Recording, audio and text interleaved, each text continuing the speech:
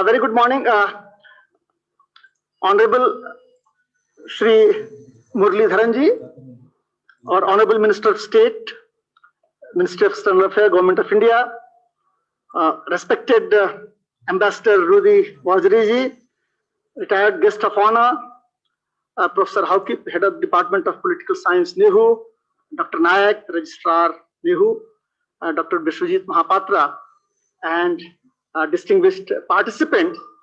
I extend a very hearty welcome to Honorable Minister Sir and Ambassador retired Rudy Waziriji and all our distinguished guests who are here on this webinar session on the very important topic which is very relevant to the northeastern region, that is the India-ASEAN relations and rise of multilateralism in Indo-Pacific and beyond. I'm indeed very grateful to Honorable Minister Sir and other distinguished guests for being on this webinar session and having agreed to be part of this important discussion. NEHU, as you all know, is one of the premier higher education institution located in the northeastern region in Shillong. It's a central university established by an act of parliament in the year 1973. It has 8 major schools in different disciplines, 40 departments, and every major subject discipline is, we undertake teaching, learning, and research activities and other outreach activities in all the major subjects here. NEHU, having its locational advantage, located in the northeastern region, we thought that as an academic institutions, we should also engage and be partner with the Government of India's very important policy, that is the Act East policy. And I'm very happy to inform our Honorable Minister of State for External Affairs, Shri Muralidharanji, that long ago, about 6 years ago, when Honorable Prime Minister of India, he had announced, in the 13th ASEAN-India Summit in Kuala Lumpur during November 2015, regarding the setting up of ASEAN Study Center in NEHU. So we have taken a few important steps forward, and we started the activities keeping the desire of the Government of India.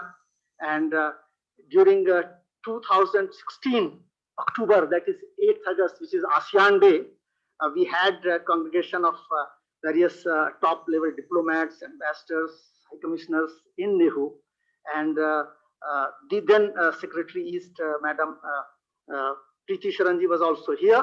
So we had launched that our program in NEHU regarding ASEAN Study Center here, and thereafter,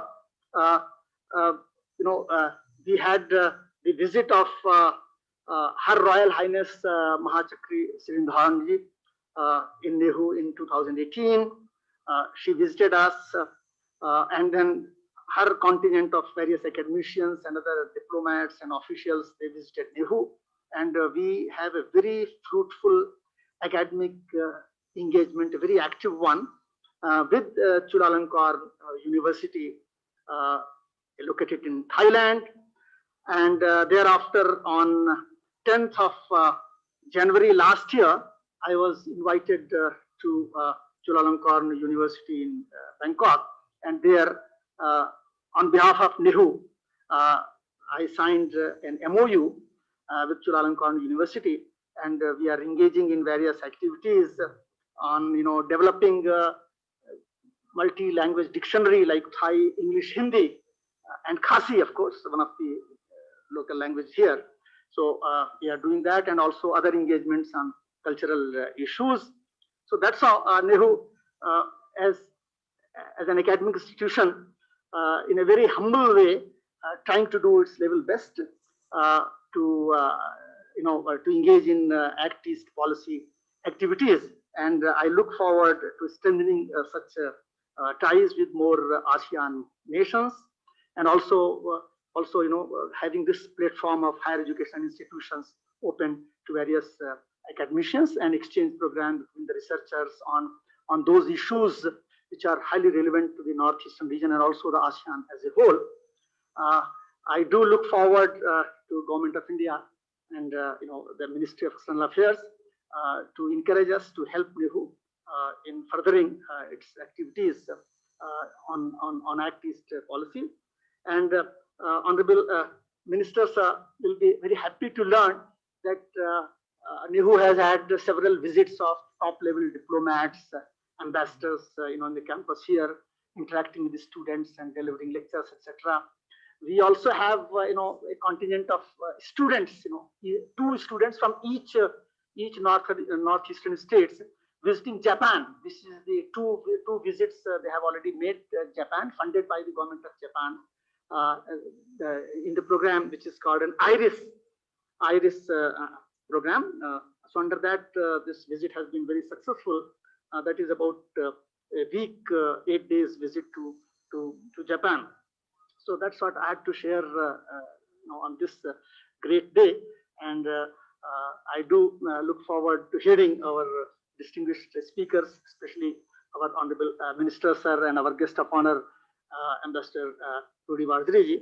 And I would also like to apprise the participants and the honorable ministers are here that in earlier there is an MEA program on lecture series under which we had few our retired ambassadors and top-level diplomats and foreign service officials visiting NEHU, arranged by MEA, and NEHU hosted the program, providing all the logistic support and stay and all that here.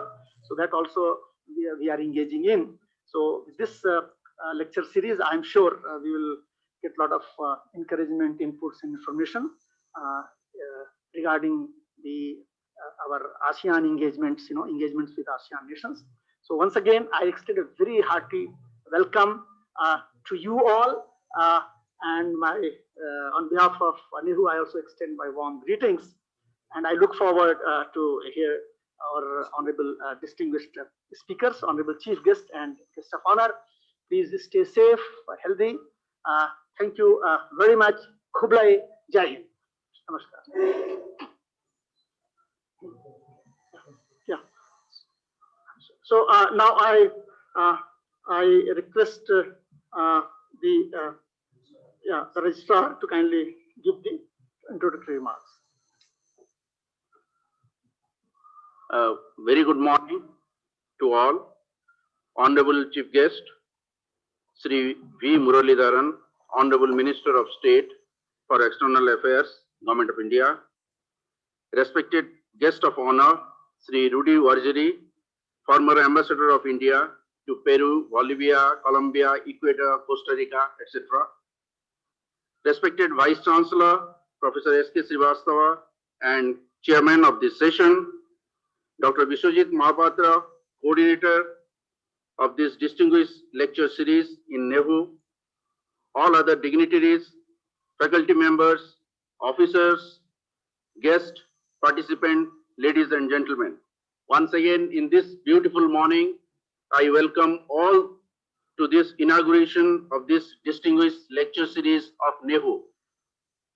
I'll be very brief, giving a brief account of ASEAN, the Association of Southeast Asian Nations, known as ASEAN, comprises of Indonesia, Singapore, Philippines, Malaysia, Brunei, Thailand, Cambodia, Laos, Myanmar, and Vietnam. India's focus on a strengthened and multifaceted relationship with ASEAN is an outcome of the significant changes in the world's political and economic scenario since the early 90s, and India's own march towards economic liberalization. India's search for economic space resulted in the Look-East policy. The Look-East policy over the years has matured into a dynamic, action-oriented Act-East policy. India has become a sector partner in the ASEAN in 1992, dialogue partner in 1996, summit-level partner in 2002, and upgraded to strategic partner in 2012. India has set up a separate mission in ASEAN and the East Asia Summit, EAS in short, in Jakarta in April 2015, with a dedicated ambassador to strengthen engagement with ASEAN and ASEAN-centric processes. Apart from ASEAN, India has taken other policy initiatives in this region that involves some members of the ASEAN and BIMSTEC, MGC, EAS, ASEAN Regional Forum, in short ARF, and expanded ASEAN Maritime Forum, EAMF, and also looking forward for relations with Indo-Pacific nations and beyond. I'll not take much of your time, sir. We have with us very accomplished Honorable Minister, who is a veteran in diplomatic discussions, and he has been handling this External Affairs Ministry very aptly. I'm sure we will all be enriched by his address. We also have with us the veteran diplomat for External Affairs, who has been engaged as an ambassador with various Latin American countries as well as various ASEAN nations. So I'm sure we will have a very nice time listening to all the distinguished speakers. Once again, I welcome all the distinguished dignitaries, guests, and participants of this program. Thank you. Thank you, one and all. Thank you, Pranay. It's my proud privilege and pleasure to now invite our guest of honor, Ambassador retired Shri Rudy Vaziri ji, kindly address this session. Yeah. Namaskar, sir, please. Good morning. Good morning. Can you hear me? Sir, please go ahead. You can hear me? Sir.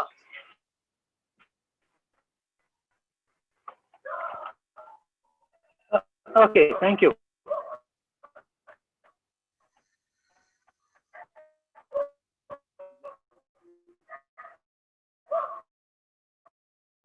Honorable Minister, respected Vice Chancellor,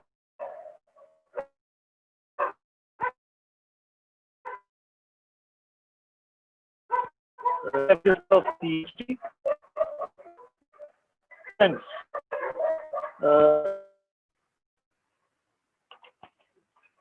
The subject of discussion today is India in Indo-Pacific.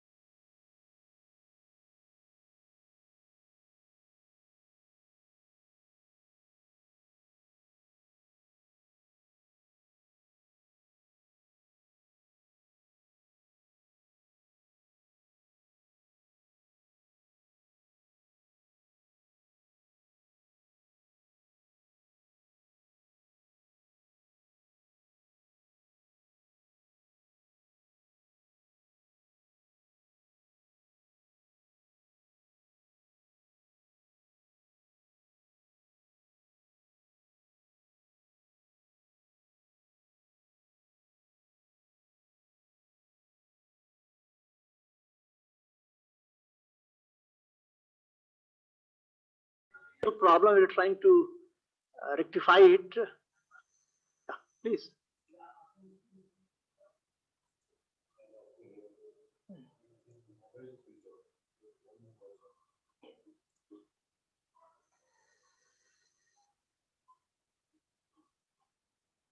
Or Ambassador Vaziri, sir, like if you can make use of mobile, then we can display it here, put it on. Sir, can I request you to unmute yourself, and then in case, because you have a bandwidth issue, you may kindly switch out your video and just speak, sir. Okay, sir. This thing is getting corrected. Okay. What is WhatsApp message? No, now it's okay. I think it's okay now. Sir, yeah, it's okay, Yes. sir. Please, Okay. sir. Okay, right. Thank you. Please. Sorry for that little technical problem. Okay. Now, the subject today we have to discuss is India-ASEAN relations and rise of multilateralism in Indo-Pacific and beyond, which is a very significant as well as powerful subject to discuss, especially today. We are meeting today, in fact, in the midst of two critical and distressing situations we are facing in India today. One is, of course, the pandemic, COVID-19, and the other, of course, is the tension we have in the border with China. Now, both these situations are weighing very heavily on us. In fact, I know the government, the authorities are doing everything possible to combat and overcome the problem of pandemic. They, in fact, in some respect, I see it. My own wife is a doctor, in fact, and how overstretched it is at all levels. And at the same time, especially our defense and security, our soldiers are doing the best in the border to defend the country. So now the pandemic itself is, of course, is throwing something very unprecedented and exponential difficulties which have never faced before, impacting on our, the ability of our health infrastructure, the economy, and social disruption, which is happening globally all over the world. Now, the tension in the border is also a challenge to India's ability to withstand aggression. Now, to the neighborhood, we are talking about ASEAN here and the Indo-Pacific. To the neighborhood and the region, it is also a question to India's ability to be a net security provider to the neighborhood. And then as well as, compared to the rising China, which we're all facing, the world is facing. Now, all this impacts on our relation with ASEAN and the Indo-Pacific and beyond, as the topic says. Now, briefly, in fact, the respective register, you have elaborated quite a few things about the ASEAN. In this respect, of course, apart from our cooperation, of it has grown by leaps and bounds in the last about almost 30 years now, our relationship with ASEAN since 1991, since the Look East policy then graduated to the Act East policy of the present Prime Minister, Shri Modi ji. And then, of course, to add to that is, of course, I think what is important in the context of ASEAN and Indo-Pacific security is the political security cooperation we're having. I just want to mention about the SAGAR, which is security and growth for all in the region of Indian Ocean. The other one is, in fact, even more interesting for the people, is the HADR, the Humanitarian and Disaster Relief conducted by the Indian Navy, which very few people got to know about it. So these are the two things I want to mention. Also, of course, we have had enormous cooperation in economic and trade, social, cultural. Several funds have been created relating to science, technology, projects, agriculture, regular Delhi dialogue. And then, of course, the respective Chancellor mentioned about the ASEAN Study Center, which was set up in 2015 after in fact the announcement made by our Prime Minister in Kuala Lumpur that time during the ASEAN summit. Now, I must say a few things here. I'm happy that today this ASEAN Center, a study center in Shillong, has come under the auspices of NEHU. It's a very good thing, because initially the last few years it was under the Indian Council of Social Science and Research. And in fact, I must say, I was quite surprised because I was also in the committee, in fact, but really nothing much happened. But now I am glad that you are trying to revive the whole activity. And in this respect, I would like to submit to the Honorable Minister that please make this center to be the premier academic institution for the Northeast with ASEAN and the Indo-Pacific. Now, the RIS in Delhi, institution in Delhi, they have an ASEAN India Study Center. But as far as the Northeastern region is concerned, we never really get to know much about it. We never really get involved about it. So I am happy now that under the NEHU, please give all the support from Ministry of External Affairs. This is my request. And having been myself in Ministry of External Affairs, I would like to reiterate this request. Now, talking about ASEAN and Southeast Asia, we in the Northeast, I think the most important thing for us is to start with is the connectivity via Myanmar. Now, I'm happy that in the next few days, our Foreign Secretary and the Army Chief, in fact, will be visiting Myanmar. And I look forward to a lot of things happening, very significant things happening. Now, but at the same time, what is important is that we have to know that there are two very big projects going on in terms of connectivity with Myanmar and to the ASEAN countries. One is the trilateral highway, and the other is the Kaladan multi-modal project. These two projects are very significant in terms of India showing its ability to connect with ASEAN by road, and most important for the Northeast, in fact. So this is the thing I'd like to emphasize at this stage. Now, the other thing is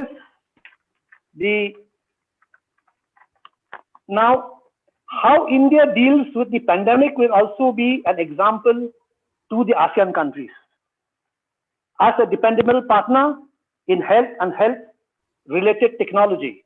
Now, one good thing about India I've seen abroad is that India has grown up to be a pharma powerhouse of the world.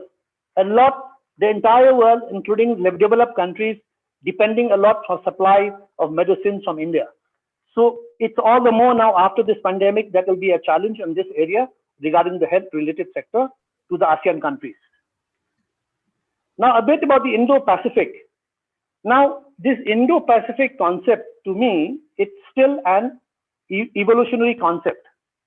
Now, in the book India Way, recently released by Honorable External Affairs Minister, Dr. Jaishankar, who happens to be my colleague as well as a dear friend, and I'm very proud of that. Now, he mentioned in his book that as far as the Indo-Pacific is concerned, whether it is activities, I'm quoting from his book, whether it is activities, transactions, challenges, or attention, the center of gravity for India has shifted much more to the east. That explains the necessity of Indo-Pacific as a working principle. Now, at the same time, there is another view about this Indo-Pacific, that is by the former National Security Advisor and Foreign Secretary Shiv Shankar Menon. He says that the Indo-Pacific as a term describes a purely maritime space. To consider only the maritime order and maritime security issues in the region in isolation is to miss the wood for the trees. Okay, now, talking about the Indo-Pacific, we cannot avoid talking about the Quad. The Quad means, it stands for QUAD, stands for quadrilateral, which means the league of 4 like-minded democracies comprising of the United States, Japan, Australia, and of course, India. The 4 foreign ministers are meeting in Tokyo tomorrow, in fact. We are looking forward for a statement from them. China has already issued a statement against it. Now, the importance of this Quad, apart from being strategic, it's also economic. Economic, why? Because India, like the rest of the world, is trying to diversify the supply chains and not depending everything on China. In fact, even the US, even the India, we are trying to decouple it. Now, just to mention, other countries like France and Germany are also coming out with the Indo-Pacific policy, which signify how much this entire Indo-Pacific region is becoming strategically important. Now, coming to multilateralism, I will say something which may sound a little contrarian, in fact, in terms of situation and perception, but because the book India Way by Dr. Jaishankar emphasizes now more on multipolarity, especially for India. In that book, he says the challenge is to practice that successfully in a world of greater multipolarity and weaker multilateralism. In fact, he added, he says, India's foremost priority is a multipolar Asia that can lead to a multipolar world. Now, dwelling further on multilateralism in the Indo-Pacific and beyond, I would like to say one thing, that for India, engagement with ASEAN was also reflected in India's participation in various ASEAN-centric forums, as mentioned by respected registrar. Others also, like the East Asia Summit, which took place, and then also the need to re-energize these already existing regional cooperation like SAARC and especially BIMSTEC. Now, again, coming to, you cannot help to mention China, what it has been doing in terms of multilateralism in the Indo-Pacific. Now, China came out with Shanghai Cooperation, which is India's also a member. Then China has something called, in fact, which again, Asian Infrastructure and Investment Bank, which is based in Beijing. Then you have the Regional Comprehensive Economic Partnership, which India has opted out. But that RCEP, as they say, it comprises of all the 10 ASEAN countries, as well as Australia, New Zealand, Japan, South Korea, and China. Now, there is still a debate in India about whether we should join this RCEP, because in terms, it shows the confidence on the part of India to be part of it. Now, further about multilateralism, why it's becoming globally today is becoming more and more China driven. That one of the reasons is primarily because the US under President Donald Trump has practically abdicated his global leadership role under the American First slogan. So China is pushing supporting its candidates for crucial UN bodies like the World Trade Organization. So the question today is, how does India position itself? Now, again, I will re-emphasize what Dr. Jaishankar says in his book, work towards a multipolar world, as he very eloquently said in his book. And then he mentioned also one thing, that our own pluralistic and complex history underlines that the natural state of the world is multipolarity. Now, here I would like to add something of my own view. If we have to work for multipolarity as per, our own pluralistic and complex history, it's all the more that is seen by the rest of the world. And here I say there's nothing like remaining firm to the values of which India stood for, as clearly projected in our preamble of the Constitution, to secure justice, liberty, equality to all citizens, and promote fraternity to maintain unity and integrity of the nation.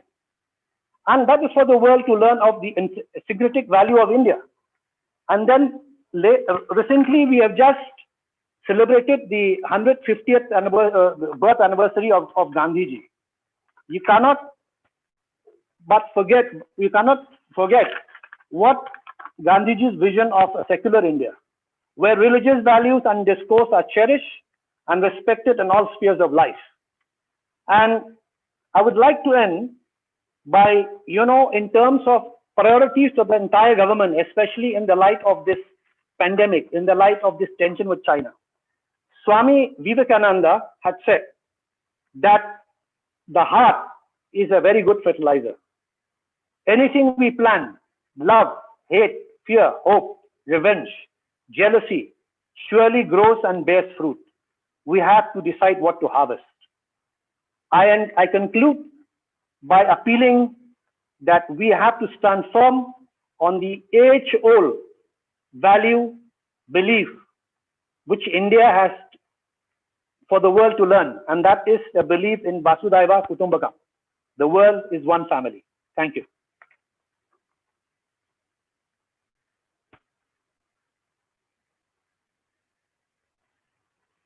India and all the participants that we will continue very actively, aggressively the activities under ASEAN Study Center, and we will conduct many more such programs. And thank you so much, sir, for highlighting the issue on this topic, India-ASEAN relations and the rise of multilateralism in Indo-Pacific and beyond. It was a great pleasure hearing you, sir. Now, it's my proud privilege and pleasure to request our honorable chief guest, Honorable Shri Muralidharan Ji, our honorable Minister of State for External Affairs, Government of India, to kindly give his address and enlighten all of us, on this very relevant issue. Honorable Minister, sir, please, sir. Professor S.K. Srivastava, Vice Chancellor of Northeastern Hill University, Ambassador Rudy Vazri, Dr. J.N. Naik, Registrar, Northeastern Hill University, distinguished speakers, delegates, young diplomats, ladies and gentlemen, namaskaram and good morning to all of you. Let me start by thanking the Northeastern Hill University for inviting me to address this webinar. I must also express my gladness at the activities that the respected Vice Chancellor mentioned related to ASEAN and the various aspects related to India's relationship with ASEAN. And the way the NEHU has been active in that field is definitely a very encouraging one. It's a very appreciative one. Ladies and gentlemen, we are passing through a very tumultuous times. The COVID-19 pandemic continues to wreak havoc across the globe. It has forced us all to reassess our health infrastructure, focus on the availability and affordability of medicines, development of reliable supply chains, and has highlighted the need for strong collaborations in medical research. Since the virus does not respect national boundaries, the response to the pandemic also needs to be collective and collaborative.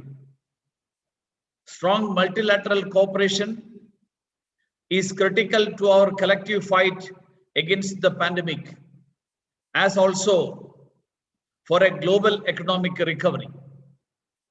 India stands ready to strengthen the efforts aimed at the development, equitable and universal access of diagnoses, vaccines and treatments. This was very clearly mentioned by the Honorable Prime Minister a few days ago when he addressed the UN General Assembly. We need to find ways how ASEAN-India strategic partnership can lend its strength to the fight against the pandemic. The strategic partnership of India and ASEAN stands on a strong foundation of our shared geographical, historical, and civilizational ties. There has been a great flow of the people, ideas, and material goods between our two regions since time immemorial, leaving its imprints on religion, art and architecture, language and literature, cuisine, crafts and textiles, music, dance, drama, everything. The two biggest religions of the Southeast Asia spread from, or I can say they spread through Indian subcontinent. The biggest temple of the world, many would be surprised that it is not in India, but it is in Cambodia. The languages of our two religions share a lot of common words, including the word bhasha itself, which means language. The Indian epics of Ramayana and Mahabharata are as popular in Southeast Asia as they are in India. Almost every country in Southeast Asia has its own version of Ram Leela. Even today, the coronation ceremony of the Thai kings is performed with Indian rituals. All these are a testimony to our long cultural and civilizational ties. The ongoing efforts to strengthen the ASEAN-India ties envisage to build upon our shared glorious past. It's in this context, ASEAN and India graduated from sectoral partners in 1992, as our the speaker who did the welcome address, he mentioned that we graduated from being sectoral partners in 1992 to dialogue partners in 1996. And we went further ahead to become summit level partners in 2002 and finally become strategic partners in 2012. The breadth of the partnership is covered by several dialogue mechanisms, cutting across various sectors such as defense, commerce, telecommunications, agriculture, energy, environmental issues, tourism, etc. Presence of all 10 ASEAN leaders in New Delhi in January 2018 to mark the 25th anniversary of ASEAN-India ties testifies to the importance both sides accord to our partnership. India's Act East policy, which provides the guiding framework to take forward the ASEAN-India strategic partnership to the next level, recognizes connectivity in its broadest sense as the key. Connectivity includes physical, economic, political, and people-to-people connectivity. ASEAN and India share land and maritime borders, and there is a lot of scope for enhancing connectivity through land, air, and the sea. India-Myanmar-Thailand trilateral highway is an ongoing effort to enhance road connectivity between India's Northeast and the Southeast Asia. In pursuance to the announcement by Honorable Prime Minister at the ASEAN-India Informal Breakfast Summit in Singapore in November 2018, India had commissioned a study on feasibility of establishing an economic corridor through a seamless, efficient, and end-to-end transportation corridor along the existing trilateral highway and its extension towards Cambodia. Lao PDR and Vietnam on Jakarta-based think tank, the Economic Research Institute of ASEAN and East Asia, known as the ERIA.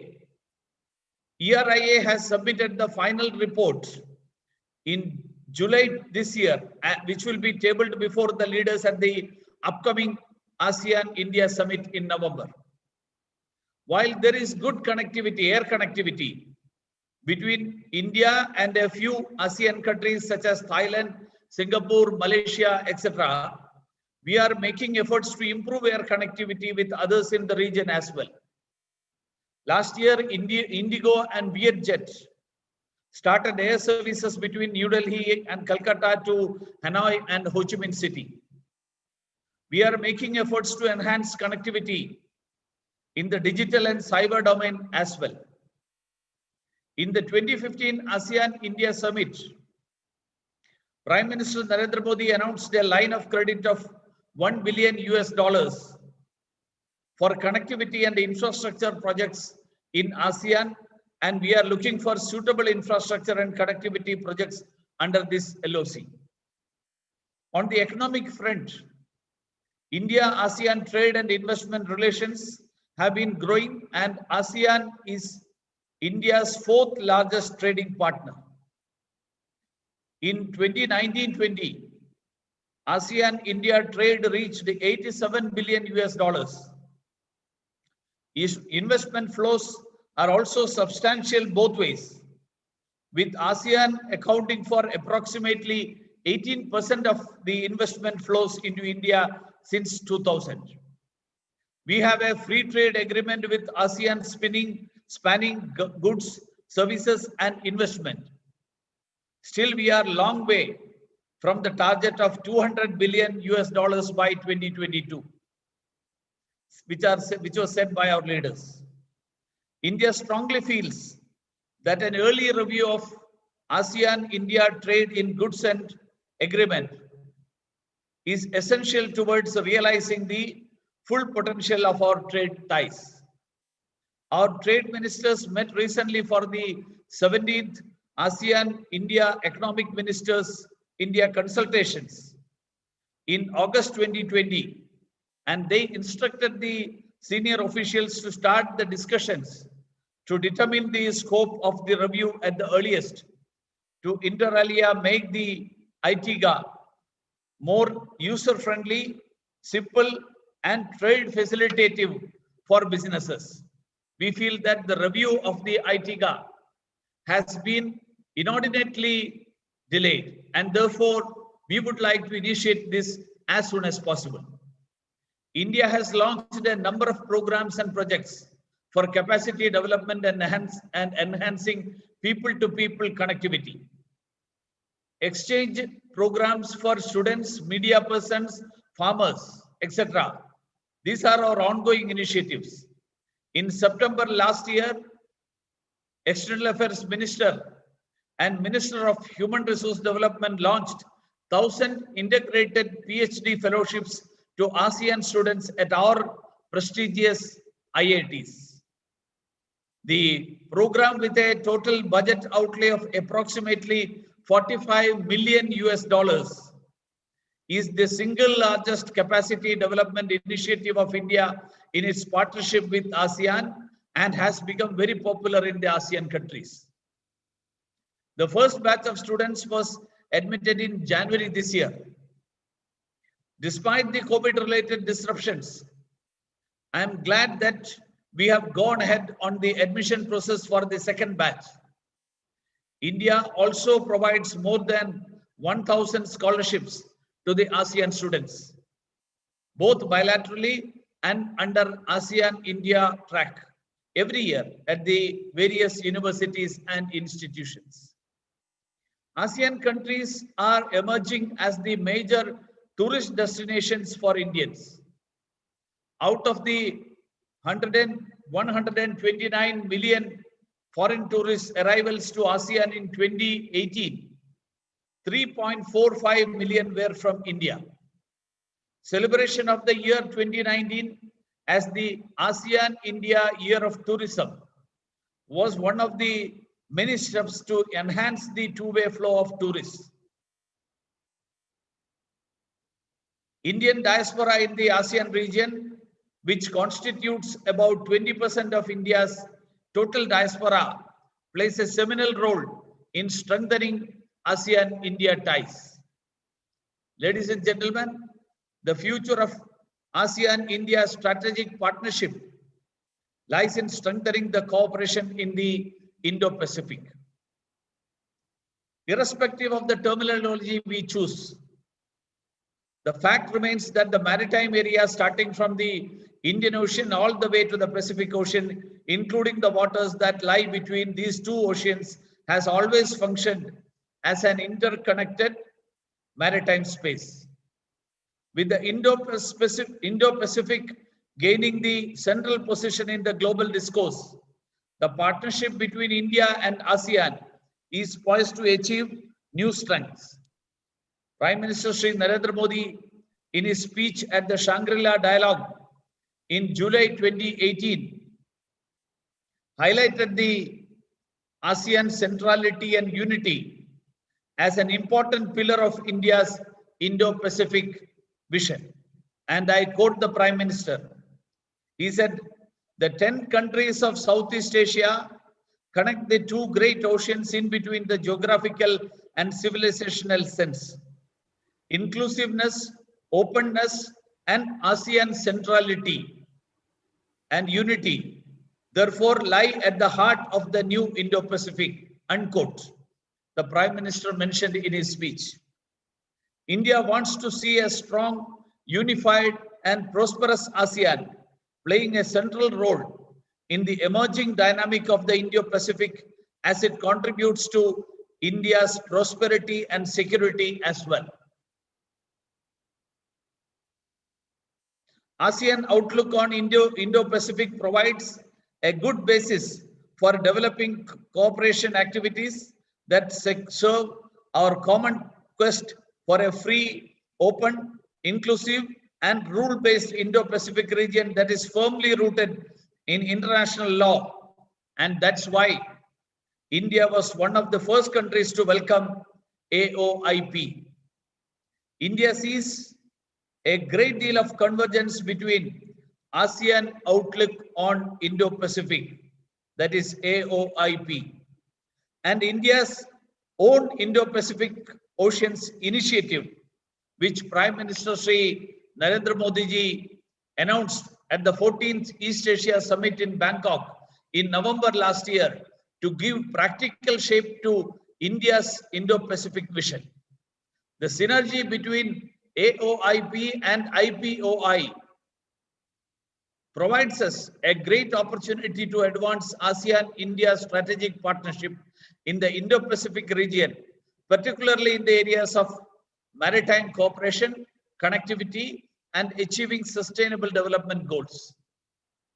The vast maritime domain of the Indo-Pacific provides great opportunities to all the countries in the region and also to those who are not in the region but have interest in it. That's the reason why so many countries coming up with their own Indo-Pacific strategies and visions and outlooks. Though these concepts have differences in approach and the activities envisaged, almost all of them talk about a free, open, and inclusive Indo-Pacific. This provides us an opportunity to work together in a synergistic manner and achieve true multilateralism in the Indo-Pacific region, respect for sovereignty and territorial integrity of all the nations in the region, peaceful resolution of disputes, avoidance of use or threat of use of force, and adherence to international laws, rules, and regulations.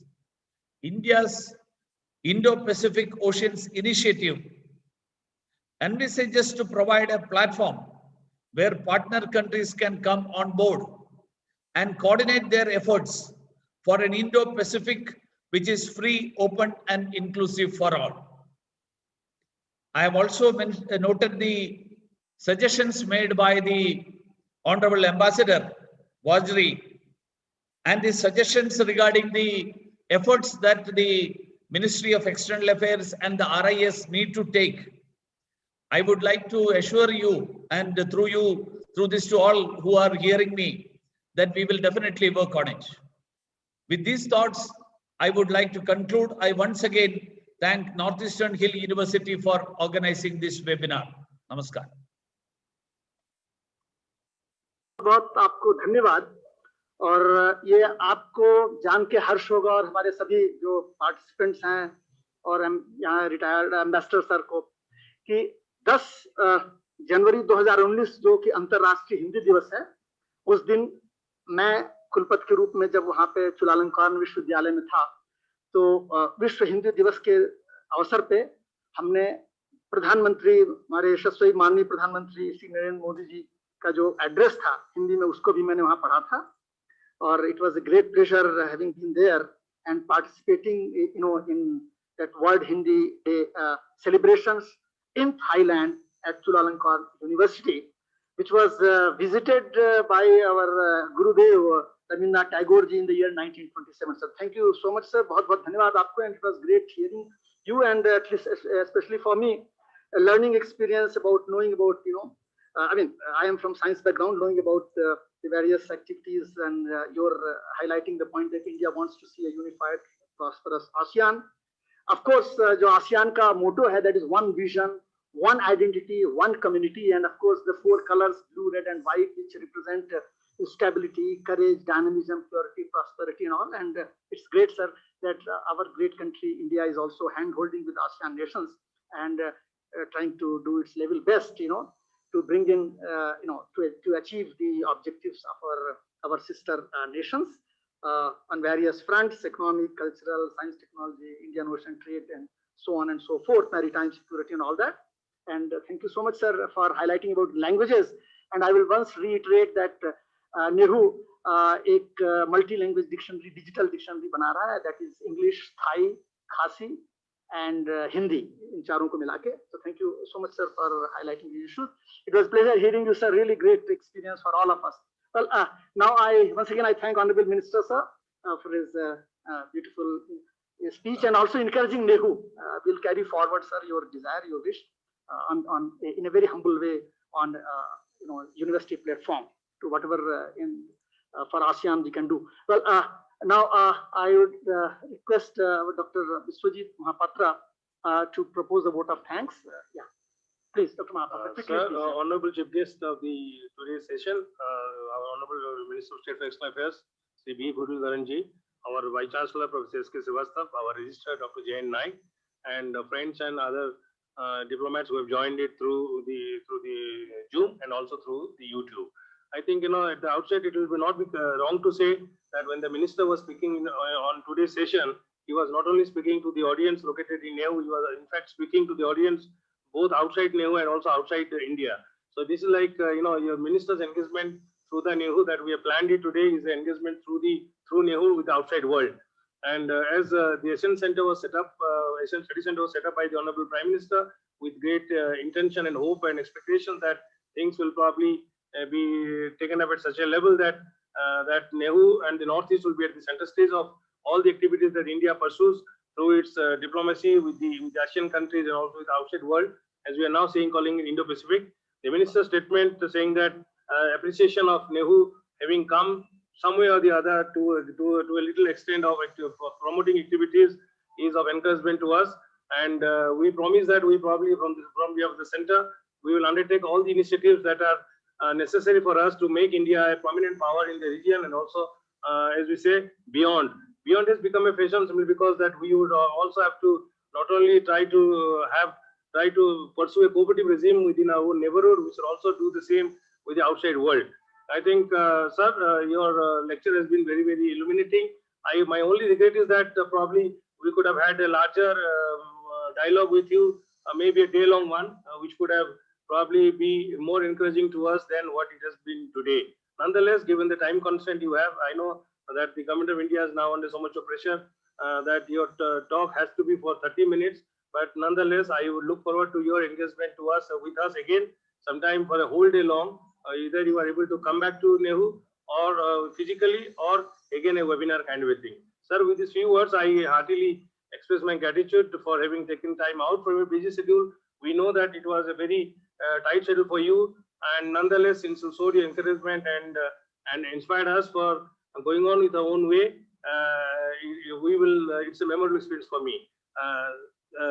Our guest of honor, Mr. Ambassador Udi Waziri.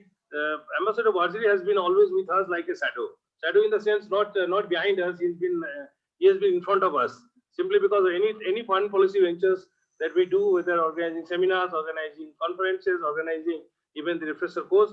Ambassador Waziri is a person who never says no to anything. And today he's having outlined the India's policy postures has also been of great record. And I would like to thank Ambassador Waziri for having taken time out from the busy schedule, and also we look forward to his engagement with us in the future too. At the last but not the least, our Vice Chancellor, Professor Srivastava, has been taking keen interest in pursuing India's diplomacy with the ASEAN countries. He has lined up a lot of programs where some of the languages languages are going to be offered in Nehu in order to familiarize our students with the cultures of Southeast Asian countries. And he also has promised that many more activities can be taken up, including the networking with the intellectuals, with the academicians, with the university administrators, with the student groups, so as to see that the best practices which are existing in the region can be exchanged amongst the countries and across the cultures, which will lead to a unification of the cultural regime and also what we say unification of what we call it the strengthening of connectivity. At the end, I will also thank our registrar, who takes keen interest in facilitating such programs. He is not only an academician in his own right, he is also a very helpful person who tends to come forward with any help that we require in setting up these programs and also in facilitating interaction with the outside world. So as NEHU, as a university and the student community and the academic community, again, by the interaction and would like to sort of integrate those learnings into our own practices, where probably would be more useful than what we have been so far. I will also like to thank our Professor Hawkett, who has been the head of the Department of Political Science. He is also, because he comes from Manipur, he is also interested in the success of India's foreign policy postures, as we call it, ACT-East, from Look-East to ACT-East to now we call it Indo-Pacific policies, where probably the Northeast and the Central states could stand to gain, and also the kind of the kind of redundancy that we see in the Northeast would probably be remedied, and where Northeast can be party to the India's growing story of prosperity today and also in the coming days. Sir, with these few words, I thank all the other speakers and other participants who have joined us in the very early morning. 11 o'clock is a very early time, and where I could see that not only there are participants who are in the YouTube, there are also participants who are in the Zoom, and I look forward to the fact that the minister's speech and our chief guest, our guest of honor and our vice chancellor's speech would certainly be able to carve out some impression about NEHU in a positive manner, and also they will continue to encourage us with all their ideas, which the Asian Study Center would be able to implement in future. With these few words, I thank one and all. Thank you so much, sir. Thank you, Mr. Mohapatra. Thank you, sir.